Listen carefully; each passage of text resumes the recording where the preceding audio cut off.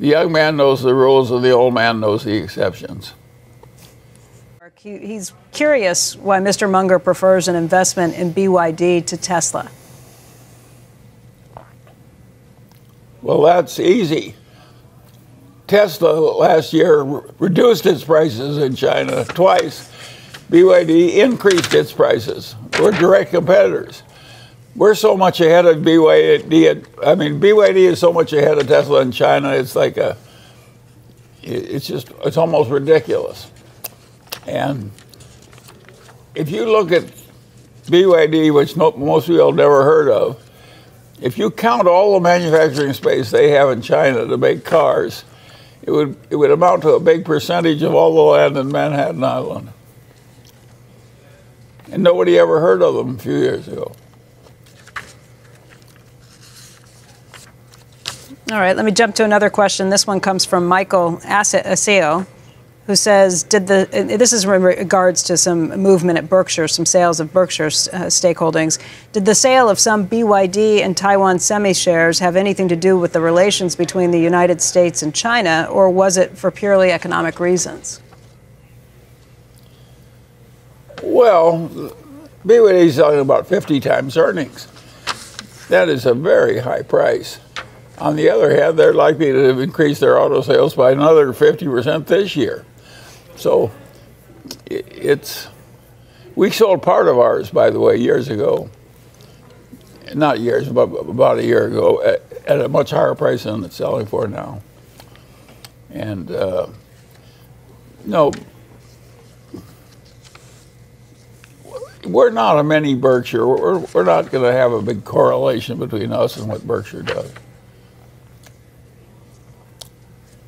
And you could understand why some people would sell Berkshire's BYD stock at 50 times earnings. At the current price of BYD stock, little BYD is worth more than the entire Mercedes Corporation. Market capitalization. So it's not a cheap stock. On the other hand, it's a very remarkable company. And by the way, I want to tell people the great contribution I made to the success of BYD. We got into it through Li Lu, and then it was a little company that knocked off the Japanese cell phones. And the chairman, who's kind of a genius, said, I want to buy a bankrupt little crappy auto plant and go into the auto business from dead scratch when he's making cell phones, little tiny nothing company. And both Li Lu and I tried to talk him out of it. We said, please don't do this dumb thing. If you get your head handed to you going into the auto business, little BYD and so forth. Well, last year they made more than $2 billion in the auto business from that standing start at zero. It's unheard of. But Li Lu and I deserve all the credit because we tried to get him, we tried to talk him out of doing what worked so well. Which shows that there's some accident in life. Charlie, this question comes from Michael Gallagher. He says, according to company filings, it appeared that Alibaba shares were purchased with leverage, and when the stock price fell last year, he was seemingly forced to sell, he being you. Can you ask Charlie to confirm that it was bought with leverage, and if so, why would he do that, as it seems to go against his philosophy? I got several questions that were similar to that. Well, yes, it's true. I operated with no leverage for long stretches of my old age, and Warren's the same way. And recently I did use a little bit of leverage here and in another place because the opportunities were so ridiculously good. I thought it was desirable to do that. So you're right. It's unusual for us, but we did find a few things. And by the way, if you go back early in my career, I used some leverage. I sometimes ask myself a mental question. I say, what is the appropriate percentage of your net worth you should put it in a stock if you think it's an absolute cinch?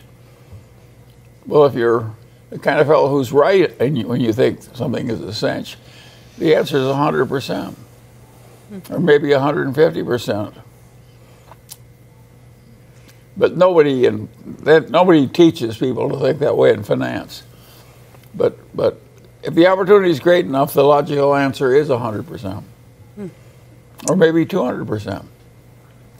Somebody else wrote in, and I don't have the email in front of me at the moment, but he wrote in quoting you, where you said the three things that ruin people are ladies, liquor, and leverage. So why would you use leverage when you know that's one of the three things that can destroy somebody? Well, I used a little on my way up, and so did Warren, by the way. The Buffett partnership used leverage regularly every year of its life. What Warren would do was he would buy a bunch of stocks, and then he'd borrow against those stocks, and he'd buy into these, they used to call it event arbitrage, liquidations, mergers, and so forth. And that was didn't go up and down with the market. That was like an independent banking business. And Ben Graham's name for that type of investment, he called them Jewish treasury bills. And it always amused me that that's what he would call them. But Warren used leverage to buy Jewish treasury bills when on the way up, and it worked fine for him. I don't think either of us ever buys. Well, no. Berkshire has stock in Activision Blizzard, and you can argue that's whether that'll go through or not. I don't know, but that's a Jewish treasury bill. Arbitrage. The arbitrage play on Activision? Well, yes, event arbitrage. I mean, but we sort of stopped doing it because it's such a crowded place. But here's little Berkshire doing it again in Activision Blizzard, and Munger using a little leverage at the Daily Journal Corporation.